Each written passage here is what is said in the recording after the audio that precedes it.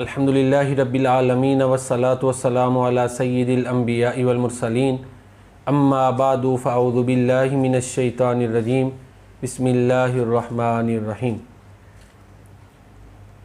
Doctor Umar Abdul काफ़ी लंबा वाक़या बयान करते हैं जिसका ख़ुलासा थोड़े से तग़य्युर के साथ ये है कि कहते हैं मेरे पास एक आदमी आया और कहने लगा मैं बड़ा सुस्त रहता हूँ, काहिल रहता हूँ, 15-15 घंटे सोता हूँ और जो है ना बमुश्किल नींद पूरी होती है और ज़िंदगी बोझल है, कोई इलाज बताएं।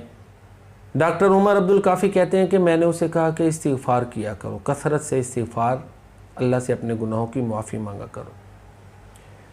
वो एक हफ़्ता बाद तकरीबन वो शख्स आया और जो है उसने यही अमल किया, 100 मरतबा या बाज़ दफ़ा 400 मरतबा तक वो इस्तिग़फ़ार पढ़ता था।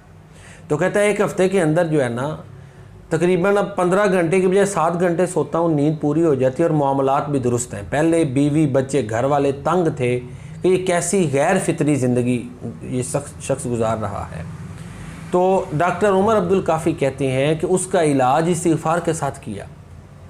तो हाँ, तिब्बी इलाजात भी ज़रूर करें, लेकिन तिब्बी इलाज के साथ साथ रूहानी इलाज, जो बंदा गुनाह करता है ना उसका जिस्म बोझल हो जाता है।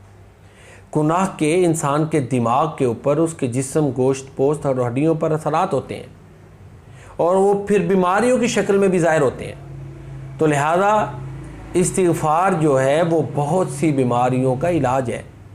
तो जहाँ हमारे गुनाह मुआफ़ होते हैं, इस्तिग़फ़ार करने वाले बंदे को जहाँ अल्लाह ताला पसंद करते हैं, अल्लाहुम्मा इन्नका अफ़्वुन तुहिब्बुल अफ़्व फ़अफ़ु अन्नी, जो बंदा गुनाहों से इस्तिग़फ़ार करता है, गुनाहों में रह कर भी फितनों में मुब्तला होकर अल्लाह उससे महब्बत करते हैं। इन्नल्लाह युहिब्बुल अब्दल मुफ़त्तन तव्वाब, जहाँ गुनाह मुआफ़ होते हैं, दर्जे बुलंद होते हैं, इंसान पाक होता है, वहाँ पर इंसान की जो मादी तकलीफ़ें हैं, जिस्मानी तकलीफ़ें हैं, वो भी इस्तिग़फ़ार करने से दूर होती हैं। तो लिहाजा अल्लाह की बारगाह में तौबा और इस्तिग़फ़ार करते रहना चाहिए, उससे गुनाहों की मुआफ़ी मांगते रहना चाहिए। प्यारे नबी करीम सल्लल्लाहु अलैहि व आलिहि वसल्लम जो कायनात की सबसे पाकीज़ा हस्ती हैं, अल्लाह के बाद जो सबसे आला अफजल और औला हैं, बाद अज़ खुदा बुज़ुर्ग किस्सा मुख्तसर हमारा ये ईमान है।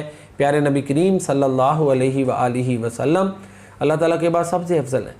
तो आप एक एक महफ़िल में तकरीबन 100 मरतबा ये पढ़ देते थे, रब्बिग़फ़िरली व तुब अलैया इन्नका अंतत तव्वाबुल गफ़ूर, रब्बिग़फ़िरली व तुब अलैया इन्नका अंतत तव्वाबुल गफ़ूर। ये दुआ पढ़ते थे, ऐ मेरे रब मुझे बख्श दे, तौबा कबूल कर, बेशक तू बहुत ज़्यादा तौबा कबूल करने वाला मेहरबान है। प्यारे नबी करीम सल्लल्लाहु अलैहि वसल्लम की जो महफ़िल थी वो नेकियों वाली महफ़िल होती थी, तबलीग वाली महफ़िल होती थी। उसमें किसी की गीबत, चुगली या किसी की पगड़ी उछालने इसका तसव्वुर भी नहीं था। इसके बावजूद प्यारे नबी करीम सल्लल्लाहु अलैहि व आलिहि वसल्लम एक महफ़िल में कितनी कितनी मरतबा इस्तिग़फ़ार करते। ये मेरे और आपके लिए तालीमात हैं। तो लिहाजा अल्लाह की बारगाह में तौबा इस्तिग़फ़ार करने से इंसान की बीमारियां और तकलीफ़ें भी दूर होती हैं। अल्लाह हमें अपनी बारगाह में तौबा करने और इस्तिग़फ़ार करने की तौफ़ीक़ अता फ़रमाए। वमा अलैना इल्लल बलाग।